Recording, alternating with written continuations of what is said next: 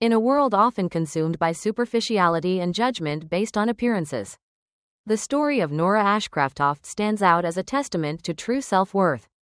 Dismissed and ridiculed by her family for her modest lifestyle, no one suspected she was the mastermind behind West Pine Holdings, a clandestine real estate empire. Nora quietly built her enterprise on integrity, ultimately exposing her family's misdeeds, bringing about significant change, and proving that true value lies in capability and ethics, not outward show. If you've ever been looked down on by family, friends, or coworkers, let me know where you're watching from and subscribe to the channel to join a community of people who truly understand that pain. In the opulent and flashy world of the Ashcroft clan, where wealth and status reigned supreme, Nora seemed like a discordant note, a faint shadow amidst the dazzling lights.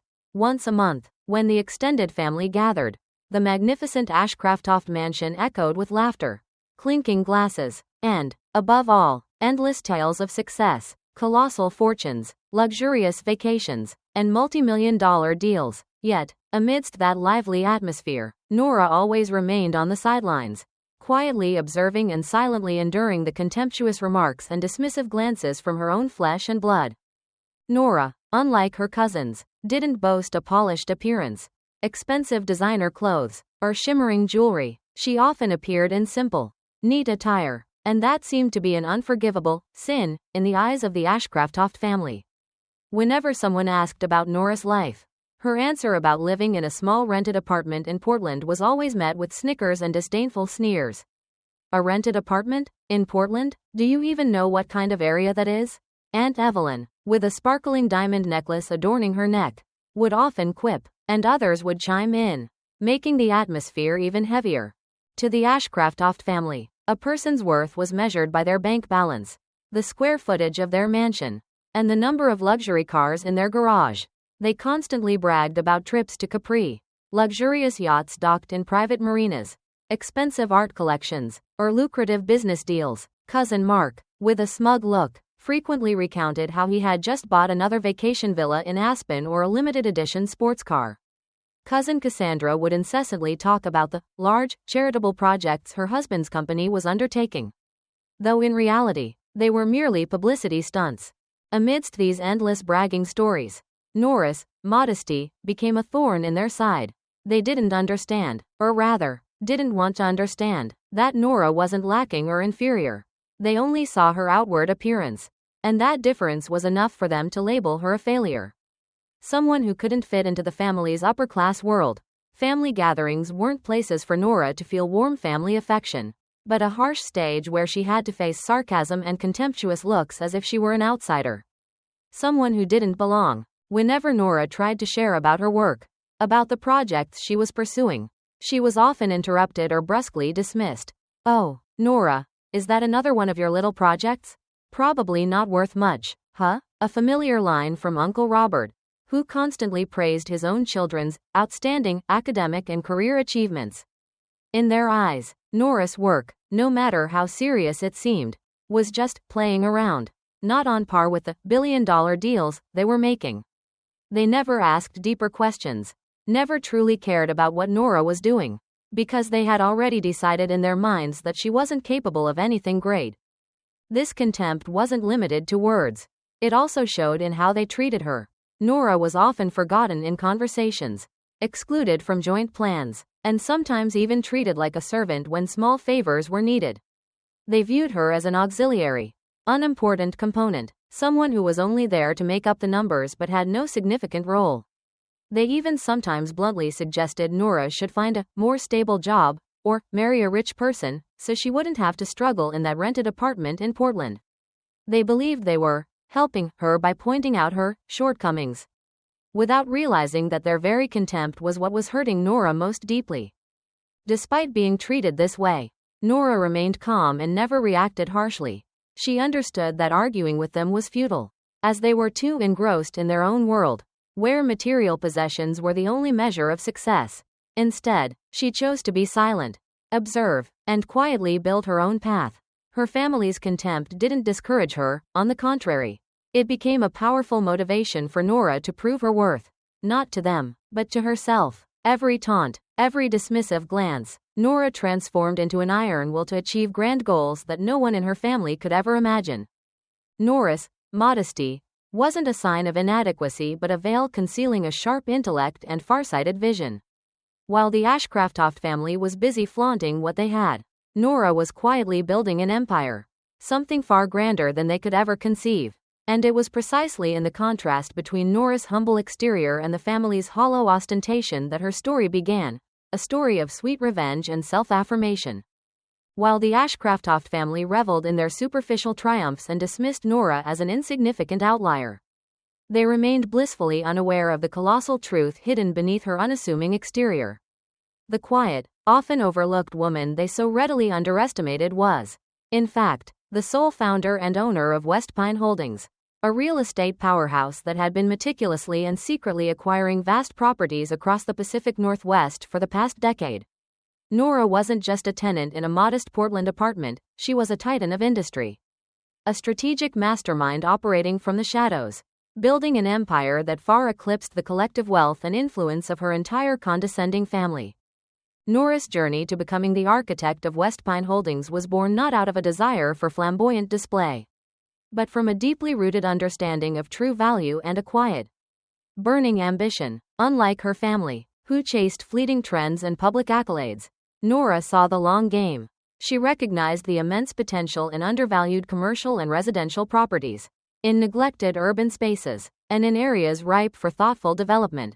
Her vision wasn't about quick profits or flashy acquisitions, it was about sustainable growth, ethical practices, and creating lasting value. For years, while her cousins flaunted their latest luxury cars and designer watches, Nora was meticulously poring over market analyses, zoning laws, and architectural blueprints. Her modest apartment in Portland wasn't a sign of struggle, but a strategic command center where late nights were spent negotiating deals, reviewing contracts, and orchestrating complex financial maneuvers.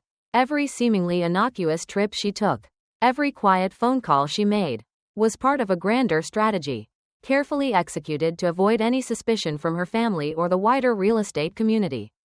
West Pine Holdings was her brainchild, meticulously nurtured away from the prying eyes of a world obsessed with public recognition. She intentionally kept its operations clandestine, understanding that anonymity was her greatest asset. This allowed her to move swiftly and decisively, acquiring properties without the inflated prices that often accompany high-profile buyers. Her network of trusted lawyers, financial advisors, and property managers were bound by strict non-disclosure agreements, forming an impenetrable circle around her burgeoning empire. The scale of West Pine Holdings was truly staggering. While the Ashcrofts boasted about individual luxury homes, Nora's portfolio included entire commercial districts, sprawling residential complexes, and strategic land parcels that would dictate the future growth of key urban centers. She didn't just buy properties, she transformed them. Under West Pine's quiet ownership, rundown buildings were revitalized, derelict plots were redeveloped into thriving communities, and sustainable practices were integrated into every project. She was not merely a landlord, she was a developer with a conscience, driven by a vision of creating spaces that truly served the people, not just enriched her own pockets. The irony of her family's condescension was palpable. As they chided her for her simple life, they were inadvertently enriching her. Many of the very businesses her family patronized, the high-end boutiques where her aunts shopped, the exclusive restaurants where her uncles dined, were likely situated on properties secretly owned by West Pine Holdings. The rent checks, the property taxes, the commercial leases, all silently flowed into Nora's burgeoning coffers, further fueling her strategic acquisitions and cementing her financial dominance. The secret of West Pine Holdings wasn't merely a matter of financial success, it was a testament to Nora's profound character. Her ability to operate with such discretion for so long, enduring the condescension of her family without a single word of complaint or boast, spoke volumes about her self-control, her strategic acumen, and her unwavering focus on her long-term goals. She wasn't driven by ego or the need for external validation. Unlike her family, her motivation was intrinsic, to build something of true substance, to prove her capabilities on her own terms, and perhaps, eventually, to expose the hollowness of her family's values. This clandestine operation was a shield, protecting her from the very people who claimed to care for her. She knew that if her family ever discovered the truth, their reactions would be driven by envy and greed, not genuine admiration. They would try to leverage her success, to claim a piece of her empire, or worse, to diminish her achievements out of their own insecurity.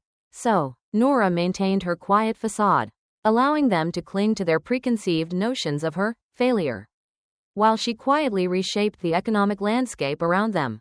The hidden power of West Pine Holdings represented Nora's ultimate silent rebellion.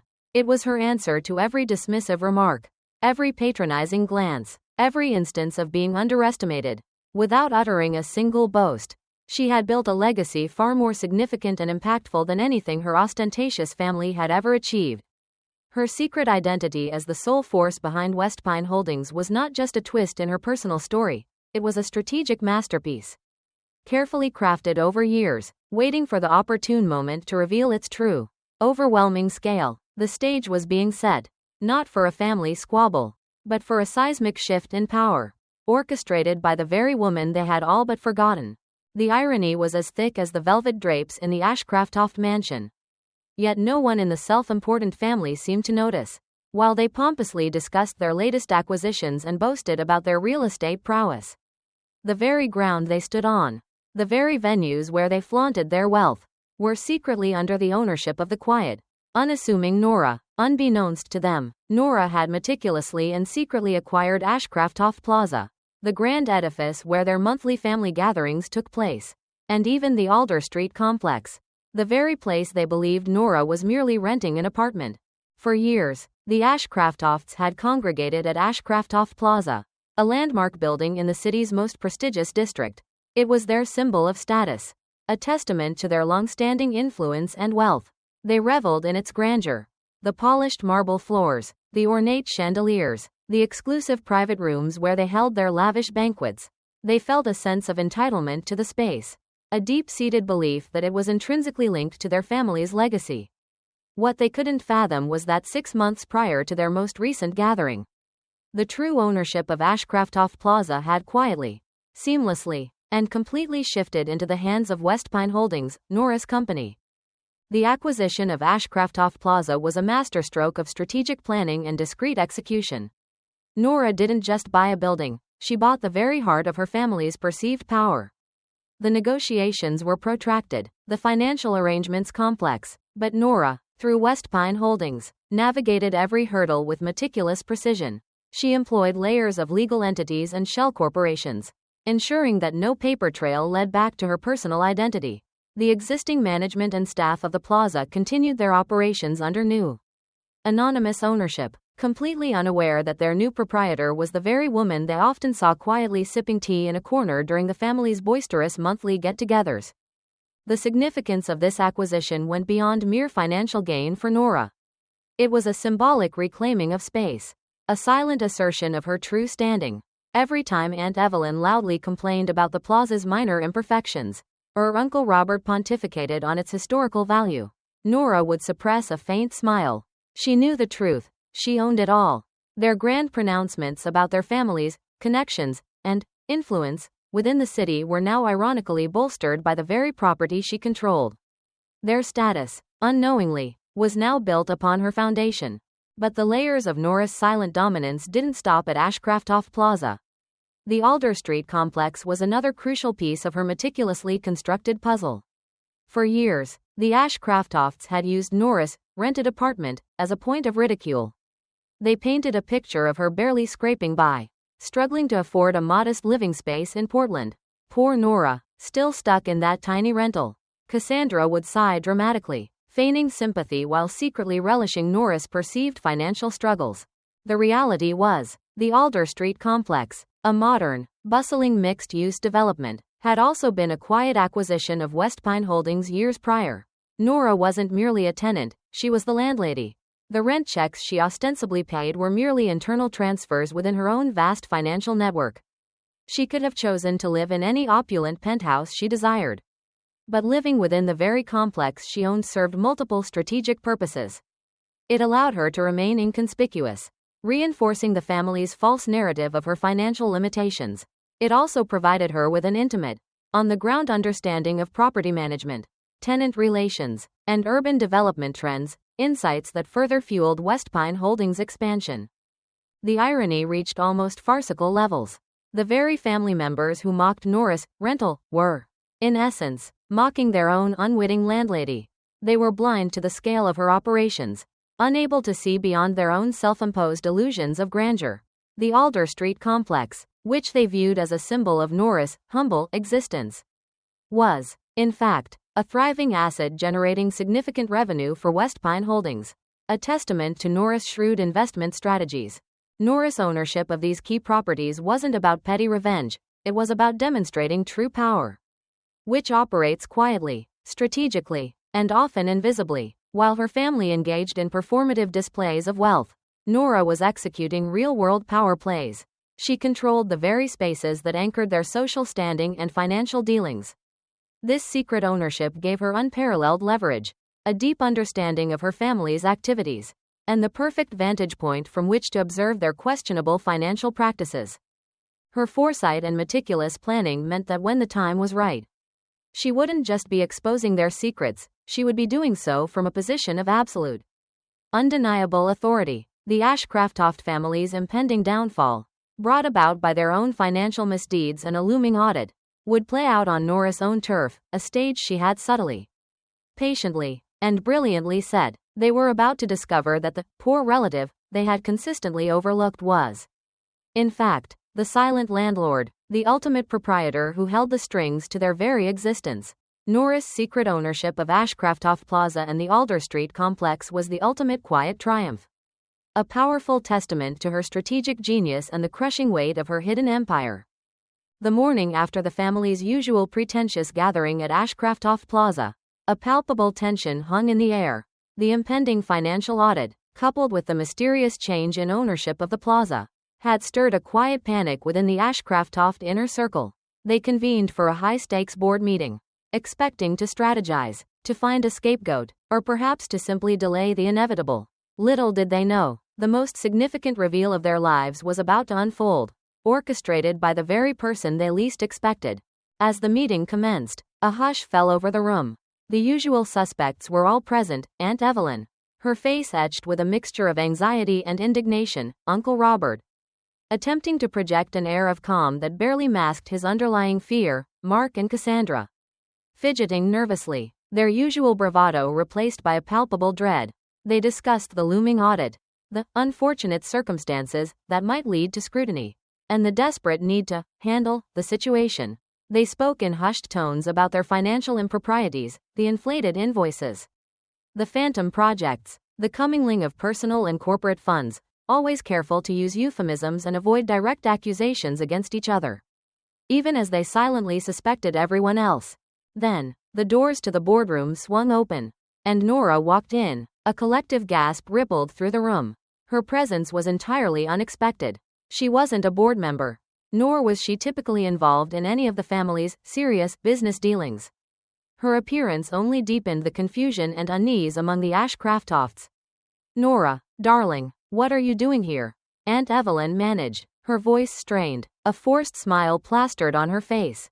Her tone suggested Nora had stumbled into a place she didn't belong, much like a child wandering into a serious adult conversation. Nora, however, paid no mind to their bewildered expressions. She moved with a quiet confidence that was utterly foreign to them. Taking a seat at the head of the long mahogany table, a chair usually reserved for the family patriarch, a ripple of nervous whispers spread. This was not the timid, unassuming Nora they knew. Her gaze swept across the faces of her family, a calm intensity in her eyes that sent shivers down their spines. "Good morning, everyone," Nora began, her voice clear and resonant, completely unlike the soft, almost whispered tones they were accustomed to.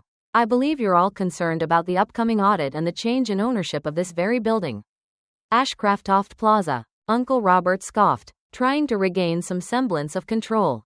"Nora, this is a private board meeting. Perhaps you should." Nora cut him off, her voice unwavering. "On the contrary, Uncle Robert, this meeting concerns me directly. In fact, it concerns me more than anyone else in this room." She paused, allowing her words to sink in, watching as their faces contorted from confusion to dawning realization. "My name is Nora Ashcroft, and I am the founder and sole owner of West Pine Holdings." The silence that followed was deafening. It was a silence filled with shock, disbelief, and outright terror. Faces paled, jaws dropped. Cassandra's elegant teacup clattered against its saucer, spilling tea onto the polished table. The revelation hit them like a physical blow. The modest Nora, the struggling relative, the renter, she was the formidable, mysterious entity that had been quietly acquiring properties, the very force that now held their financial future in its hands. Nora allowed them a moment to process the bomb she had just dropped. Then, she continued, her voice gaining a steely edge. "And as the owner of West Pine Holdings, and therefore, the owner of Ashcroft Plaza, I have had full access to all financial records, auditing reports, and internal communications regarding this property and other ventures linked to the Ashcroft family." She then began her methodical presentation, a devastating symphony of evidence that meticulously dismantled their web of deceit. On the large screen behind her, crisp, irrefutable documents appeared, inflated invoices. She displayed side-by-side comparisons of legitimate vendor invoices versus the doctored ones submitted by family members for reimbursement, showing markups of 200%, 300%, even 500% on services never rendered or items never purchased. Misappropriated funds. Bank statements and ledger entries flashed across the screen, highlighting large sums of money diverted from family trusts and corporate accounts directly into personal offshore accounts. Luxury purchases and lavish vacations, all disguised as business expenses. Falsified receipts. Nora presented scans of fabricated receipts for non-existent conferences, phantom consulting fees paid to shell companies, and fraudulent expense reports for client entertainment that were clearly personal expenditures. Undocumented transactions. She pointed out gaping holes in their accounting, showing how significant amounts of cash had simply vanished without any record, likely siphoned off by various family members. Each piece of evidence was presented with a cold, undeniable clarity. Nora didn't raise her voice, didn't resort to theatrics. Her calm demeanor made the overwhelming weight of the evidence even more crushing. She detailed how Aunt Evelyn had systematically embezzled funds from the Ashcroft Charitable Foundation, using the money to finance her extravagant art collection. She exposed Uncle Robert's intricate scheme of setting up dummy corporations to funnel construction contract kickbacks, Mark's habit of billing personal entertainment as company retreats, and Cassandra's charitable endeavors that were actually shell organizations siphoning funds for her husband's failing businesses, all were laid bare with damning proof. The Ashcrofts, who minutes earlier had been squabbling amongst themselves, were now united in their horrified silence. Their faces were ashen, their eyes wide with fear as their meticulously constructed world of lies crumbled around them. They had believed themselves untouchable, too powerful to be questioned, too clever to be caught. But Nora, the one they dismissed, had been watching, calculating, and gathering every piece of incriminating evidence. "I built West Pine Holdings on principles of integrity, transparency, and genuine value," Nora stated, her voice echoing through the silent room. "Not on vanity, greed, or deceit. What you have done is not only morally reprehensible but legally actionable." She looked at each of them, her gaze unwavering. "The upcoming audit will not just be an external review, it will be a full-scale investigation led by my legal and financial teams. Every single one of these discrepancies will be brought to light." The realization dawned on them. Nora wasn't just exposing them, she was holding the power to dismantle their entire lives, their reputations, and their very freedom. The Ashcrofts, who had thrived on secrecy and manipulation, were now utterly exposed, trapped within the walls of a building that, ironically, Nora herself owned. The contempt they had showered upon her for years now returned to them as a crushing wave of poetic justice, delivered by the very woman they had relegated to the sidelines. The queen of their superficial kingdom had just revealed herself as the true empress, and their reign was over. The silence that followed Nora's revelation in the Ashcroft Plaza boardroom was not merely a pause, it was the deafening sound of a dynasty's collapse. The meticulously constructed facade of wealth, prestige, and moral uprightness that the Ashcroft family had maintained for decades shattered into a million pieces. The unfortunate circumstances they had nervously whispered about were no longer vague threats, they were concrete accusations, backed by irrefutable evidence presented by the very person they had dismissed as inconsequential. Aunt Evelyn, who had once presided over family gatherings with an air of unshakable authority, was the first to visibly buckle. Her face, usually a mask of haughty confidence, was now ashen and crumpled. The meticulous details Nora presented about the systematic embezzlement of funds from the Ashcroft Charitable Foundation, Evelyn's own pet project, which she used to finance her lavish art collection and extravagant lifestyle, hit her like a physical blow. The shame was suffocating, compounded by the knowledge that her illicit activities were not just exposed, but documented with irrefutable precision. Within days, the inevitable happened. Evelyn was forced to resign from all her board positions, both within family enterprises and external charitable organizations where she had carefully cultivated a reputation. Her name, once synonymous with philanthropy, became tainted with scandal, her carefully curated social standing irrevocably ruined. The whispers of admiration turned into a chorus of condemnation. Uncle Robert, the self-proclaimed business savant, fared no better. His complex web of shell corporations designed to siphon kickbacks from construction contracts was unraveled thread by Nora's evidence. The fraudulent invoices, the phantom projects, the undisclosed financial dealings, all meticulously laid bare. The consequences were swift and severe. The very foundations of his business ventures, built on deceit, began to crumble. Key clients, horrified by the revelations of corruption, terminated their contracts. Financial institutions froze assets pending investigations. Eventually, Uncle Robert's flagship construction company, the pride of his career, declared bankruptcy. His assets were seized, his reputation utterly destroyed, and he faced not just financial ruin but the looming threat of legal prosecution for corporate fraud. The man who had once lectured Nora on proper business ethics was now a pariah, stripped of his power and wealth. The younger generation, Mark and Cassandra, who had so eagerly followed in their elders' footsteps, also faced a brutal reckoning. Mark's habit of billing personal entertainment as legitimate company expenses, his dubious client acquisition trips that were nothing more than lavish vacations, and his general mismanagement of funds were all exposed. His carefully cultivated image as a shrewd businessman dissolved, replaced by the grim reality of a petty embezzler. The investment firm he managed, heavily reliant on the family's tainted reputation and questionable funding, saw an immediate mass exodus of clients and investors. His career, which he believed was on an upward trajectory, crashed and burned, leaving him with mounting debts and a future devoid of professional credibility. Cassandra, Nora's cousin who reveled in her husband's supposed charitable endeavors, faced an equally devastating blow. Nora revealed that Cassandra's husband's philanthropic organization was nothing more than a front, a series of shell companies designed to launder money and funnel funds back into his failing businesses. The public outrage was immense. The charities they claimed to support issued swift denunciations, distancing themselves from the Ashcrofts. Cassandra's husband's company, already teetering on the brink, was unable to withstand the public scrutiny and legal investigations. It collapsed entirely, leaving them both facing immense debt, legal battles, and social ostracism. Cassandra, who had so gleefully mocked Nora's rental lifestyle, now found herself contemplating a future stripped of the luxury she had taken for granted. The revelation wasn't just about individual downfall, it was about the systemic unraveling of the entire Ashcroft family's illicit operations. The impending audit, once a distant threat, became a full-blown, undeniable reality, exacerbated by Nora's prior investigations.